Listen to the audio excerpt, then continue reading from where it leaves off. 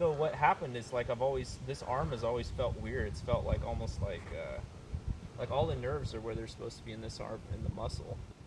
So it feels just like a normal arm should.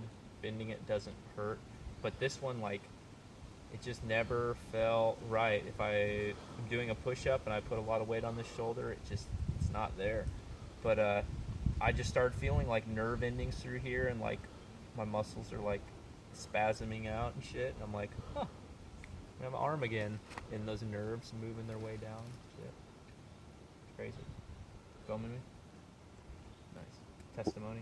We're out.